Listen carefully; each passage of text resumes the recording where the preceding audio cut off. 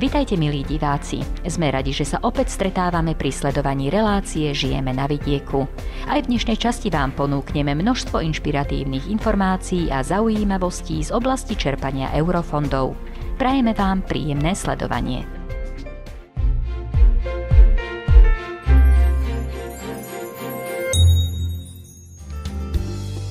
V dnešnom vydaní magazínu Žijeme na vidieku uvidíte: v rámci programového obdobia 2007 až 2013 sa v Iliešovciach podarilo zrekonštruovať miestne komunikácie. Tie pôvodné zďaleka nevyhovovali súčasným parametrom, posiate boli výtelkmi a problém spôsobovali najmä počas dažďov. V obci Hrišovce v okrese Gelnica bola budova pôvodne slúžiaca ako škola, po rokoch bez údržby súca už len na zbúranie. Dnes sa v nej však vďaka úspešnému projektu hojne využívajú služby novootvorenej knižnice, posilňovne i veľkorysých spoločenských priestorov. Ďalšou z úspešných obcí, ktorým sa v predošlom programovom období podarilo opraviť miestne komunikácie z prostriedkov Európskej únie, je aj obec Henclová v okrese Gelnica. Aj tu poznačil cesty zub času a ich rekonštrukcia prebiehala doslova v hodine 12.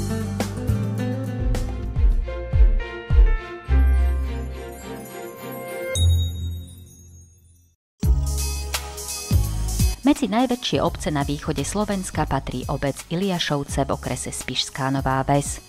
V obci sa nachádza materská aj základná škola, barokový rímskokatolícky aj evangelický kostol a pýchou obce je rokokový park. Ešte v roku 1940 žilo v obci asi 600 obyvateľov, o 30 rokov neskôr ich bolo 850 a dnes má obec takmer 1000 obyvateľov. Iliašovce preto patria k obciam, ktoré sa rozvíjajú a napredujú. Nebolo by to však možné bez pomoci samosprávy. V minulom programovom období sa v Iliašovciach podarilo zrekonštruovať miestne komunikácie. Tie súčasné už nevyhovovali súčasným parametrom asfaltovej komunikácie, posiate boli výtelkmi a problém spôsobovali najmä počas dažďov. My sme miestne komunikácie mali v dosť zlom stave, pretože po tých miestnych komunikáciách sú inžinierské siete. Najprv sa robila voda, vodovod, neskôr sa robil plynovod a v roku 2009 sme začali s kanalizáciou. To znamená, že cesty boli v dosť zlom stave. Bolo tam neskutočne veľa vytelkov, jamy a najhoršie bolo vtedy, keď začalo pršať. A pršalo dlhodobejšie, tak jednoducho ľudia museli tieto mlaky, tieto vytelky obchádzať.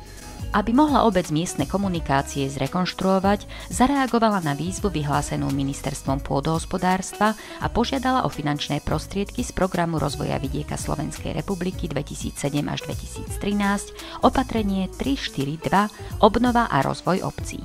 Zároveň vypracovala projekt Rekonštrukcia a živičné úpravy miestnych komunikácií v obci Iliašovce. Áno, nebolo to jednoduché, lebo tento projekt si vyžadoval mnoho podkladov.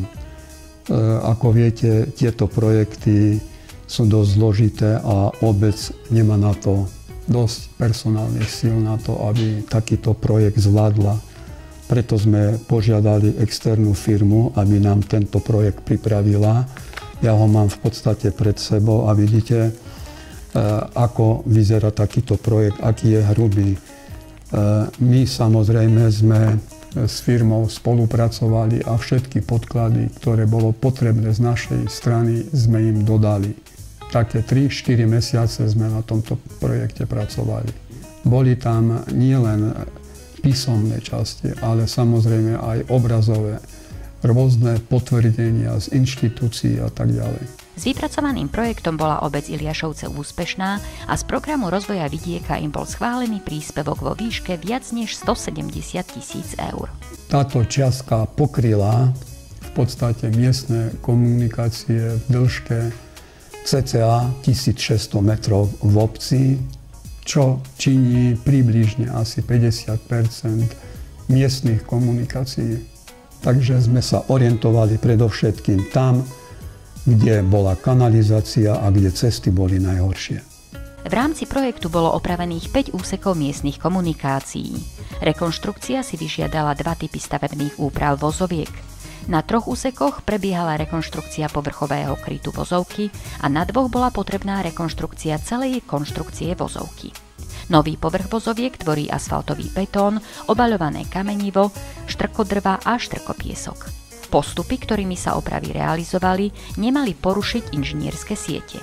Samozrejmosťou bolo odvodnenie povrchu vozovky osadením odvodňovacích rigol a žľabov. Vďaka projektu pribudli aj nové parkovacie miesta, obrubníky a zábradlia. S realizovaním projektu sa zlepšila dopravná situácia a stav miestnej komunikácie v obci Iliašovce a tým sa zvýšila aj estetická úroveň vzhľadu obce. Ja myslím, že tie reakcie boli pozitívne a ľudia boli radi, že po dlhých rokoch môžu chodiť po asfaltke. Využívajú to aj na korčuľovanie a na prechádzky, kočikovanie, mladé rodinky s deťmi, prechádzky a tak ďalej.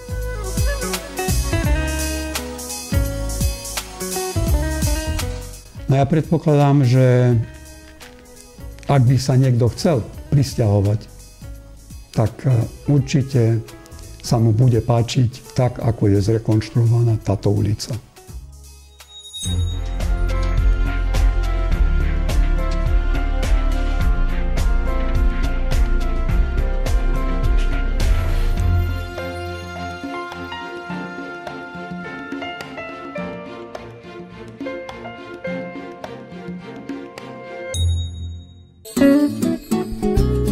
Súčasťou obce Hrišovce v okrese Gelnica bola dlhé roky chátrajúca budova z 19. storočia. Pôvodne slúžila ako škola, no keď sa žiaci presunuli za vyučovaním do susednej obce, prestala spĺňať svoj účel a obec ju viac neudržiavala. Tento stav neumožňoval obci rozvíjať a skvalitňovať ďalšie verejné služby, najmä v oblasti informatizácie a dostupnosti internetu a voľnočasové aktivity pre obyvateľov. Keďže obec disponuje skúseným manažmentom, ktorý má dlhoročné skúsenosti s realizáciou rôznych projektov, zareagovala na výzvu vyhlásenú Ministerstvom pôdohospodárstva a požiadala o príspevok z Programu rozvoja vidieka Slovenskej republiky 2007 až 2013 opatrenie 341 Základné služby pre vidiecké obyvateľstvo, vďaka ktorému by chátrajúci objekt mohla zrekonštruovať. V roku 2008 koncom roka sa vypracovala projektová dokumentácia. V roku 2009, približne február, bolo vydané stavebné povolenie. Ďalej museli byť realizované verejná súťaž, čiže výber dodávateľa stavby a potom bola vybratá takisto agentúra, ktorá potom túto žiadosť podala v našom mene. Žiadosť bola platobnou pôdohospodárskou agentúrou v Košiciach schválená v decembri 2009, podpísaná bola v januári 2010. A tak v roku 2010 sa nastupovalo na tieto práce. Z dôvodu, že budova bola v nevyhovujúcom až havarijnom stave, potrebná bola jej komplexná rekonštrukcia. Práce prebiehali takmer 3 roky a v rámci nich bola odstránená stará strecha, postavený bol nový krov a krytina, pribudla schodisková hala a schodište s bezbariérovým vstupom. Vymenené boli aj okná a celá budova bola zateplená. V podkroví vznikli nové priestory s rozlohou viac ako 100 metrov štvorcových, ktoré pôvodne nebolo možné využívať kvôli zlému technickému stavu budovy. Celková úžitková plocha je vďaka rekonštrukcii 234 metrov štvorcových. S dodávateľom, ktorý bol v žiadosti uvedený, bolo dohodnuté, že niektoré práce realizuje obec. Bola to omietka, potom boli prívod vody pre túto budovu a takisto odpad, ktorú výkopové práce realizovala obec a takisto okopávku múrov takisto realizovala obec pomocou aktivačných pracovníkov. Predmetom projektu bolo aj zriadenie prístupu na internet pre verejnosť. V objekte bol zriadený internet na 2 počítačoch, ktoré slúžia obyvateľom v čase otváracích hodín spoločenského centra. Tým, že budova bola zateplená, obec ušetrí aj na spotrebe energie. Podľa výpočtov by sa spotreba energie na vykurovanie mala znížiť až o polovicu, čím spĺňa požiadavky pre energeticky úspornú budovu. Väčšina nákladov bola financovaná z prostriedkov Európskej únie. 142 000 boli z európskych fondov plus štátne prostriedky a 29 000 boli prostriedky obce. Zrekonštruované kultúrno-spoločenské centrum v obci Hrišovce slúži nielen svojim obyvateľom, ale aj návštevníkom. Keďže obec leží v pohorí Branisko, je predpoklad vyššieho záujmu turistov zo širokého okolia o návštevu obce a využívanie služieb, ktoré návštevníkom môže ponúknuť. V okolí obce sa tiež nachádza množstvo turistických atrakcií a zaujímavostí, historických pamiatok, konajú sa tu rôzne kultúrne podujatia a návštevníkov osloví aj prírodné bohatstvo. Projekt obnovy objektu bývalej základnej školy mal preto výrazný rozvojový efekt. V tejto budove sa realizovala posilňovňa, fungovala v kultúrnom dome a presunula sa potom do tejto novej budovy. A takisto je tam ešte aj stolnotenisový stôl, kde počas, keď nemôžu cvičiť, že môžu si zahrať aj stolný tenis. Takisto knižnica, tá tiež ako fungovala v kultúrnom dome, presunula sa takisto do tejto novej budovy a organizujú sa posedenia pre dôchodcov a tieto v tejto časti, ktoré boli aj plánované. V obci takisto ešte funguje telovýchovná jednota. Samozrejme, tá posilňovňa sa prevádzkuje prostredníctvom telovýchovnej jednoty Družstevník. Hlavný prínos je, zachovala sa budova, ktorá, pokiaľ by sa nebola realizovala, tak možno v dnešnej dobe už by bola aj zrúcaninou. Vďaka prestavbe kultúrno-spoločenského centra v obci Hrišovce a finančným prostriedkom z Európskej únie sa zlepšili a skvalitnili základné služby pre obyvateľov a návštevníkov obce a zvýšila sa jej atraktivita. Obec vytvorila vyhovujúce priestory na organizovanie rôznych celoročných voľnočasových a kultúrno-spoločenských aktivít pre všetky vekové kategórie obyvateľov Hrišoviec aj priľahlých obcí. Projektom vznikli aj kvalitné podmienky pre prácu s internetom, vzdelávacie aktivity, činnosť miestneho turistického oddielu a iné voľnočasové aktivity mládeže.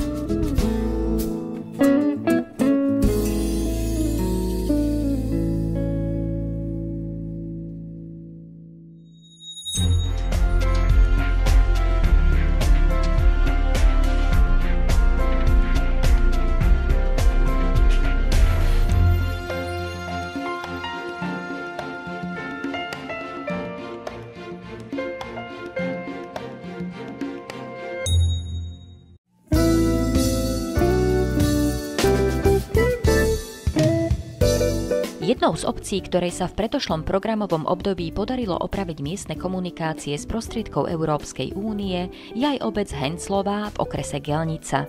Ide o menšiu obec, ktorá má bezmála 100 obyvateľov. Aj v tejto obci poznačil cesty zub času a ich rekonštrukcia bola nevyhnutná. Cesta bola prejazdná, no ale už sa patrilo aj urobiť novú cestu, pretože od roku vlastne 69 čo tá cesta bola, tak vlastne bola v takom stave dovtedy, kým sa nezačala realizovať nová.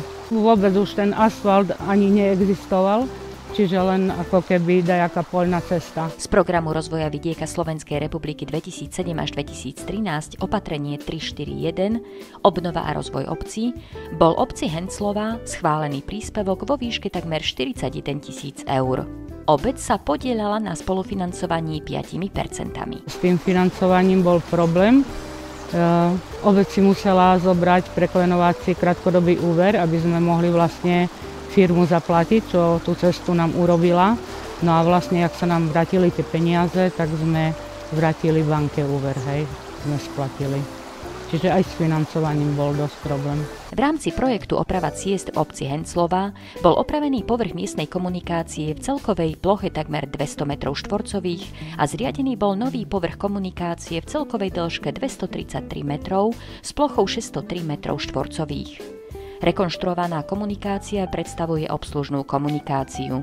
Jej bezprostredným pokračovaním bola poľná cesta, ktorá vedie k rodinným domom. Táto cesta nebola spevnená, jej povrch bol nerovný a tvorila ho tráva. V rámci projektu bola preto na tomto úseku zriadená nová komunikácia. Vďaka finančným prostriedkom z programu rozvoja vidieka mohla obec opravované plochy vyčistiť, odstrániť nerovnosti, vybúrať poškodený povrch výtelkov, vyplniť opravované časti asfaltobetónom a naniesť asfaltobetónový kryt. Nová komunikácia bola napojená na jestvujúcu rekonštruovanú cestu a kopíruje trasu pôvodnej poľnej cesty. Povrch tejto komunikácie tvorí asfaltobetón, štrkodrva a zhutnená pláň. Keďže komunikáciu dlhodobo poškodzovala aj voda z priľahlého svahu, v rámci oprav bolo realizované aj jej presmerovanie do dláždenej priekopy. Voda z priekop a rigol je odvádzaná odvodňovacími rebrami do Henclovského potoka. Aj vďaka tomuto projektu má obec Henclová už všetky miestne komunikácie opravené. Starostka obce má však už plány na rekonštrukcie aj v novom programovom období. Ak prídu nové výzvy, plánuje napríklad opravu verejného osvetlenia či zaviesť kamerový systém v obci. Pripravujeme projekt kanalizácia, voda, čistička odpadových vôd. Potom máme pripravený už aj podaný projekt na zvyšovanie energetickej účinnosti budov v správe obce. To je zateplenie budovy obecného úradu. A taktiež formou dotácie sme požiadali na podporu športu na rok 2014, čo sme dali žiadosť na výstavbu multifunkčného ihriska. Keďže obec Henclová patrí medzi tie menšie, z vlastného rozpočtu by si plánované rekonštrukcie dovoliť nemohla. Rozpočet obce je nízky, tých 24 000 eur príjmy výdavky, s tým, že tam treba pokryť aj verejné osvetlenie, treba odvoz kontajnera komunálneho odpadu z obci. Takže shromaždiť nejaké finančné prostriedky na taký väčší projekt, to by mala obec fakt ťažko. Príprava takýchto projektov nie je vôbec jednoduchá. Okrem zložitého spôsobu financovania si obce musia dať pozor aj na samotné spracovanie projektu. Tak vopred pripraviť ako dobrú projektovú dokumentáciu, že by vlastne poriešila to, čo sa má v obci skutočne urobiť. A takisto ten manažment, čo sa týka prípravy projektu, ten je tiež veľmi dôležitý, pretože tam sú kritériá dosť prísne, takže toto tiež ako netreba zanedbať. No a vlastne hľadať nejaké možnosti nejakých tých manažérov, čo už majú skúsenosti s tými projektmi, že už vlastne už majú nejaké schválené, aj zrealizované, takže s takými skôr tými manažérmi. No a vlastne podať žiadosť a byť úspešný.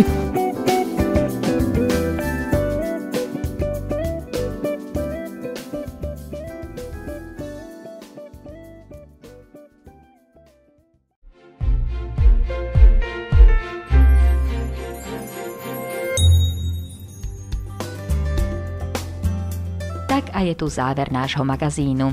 Ak sa chcete dozvedieť viac o možnostiach, ako skvalitniť život obyvateľov našich obcí z prostriedkov programu rozvoja vidieka, zapnite si nás aj na budúce. Dovidenia.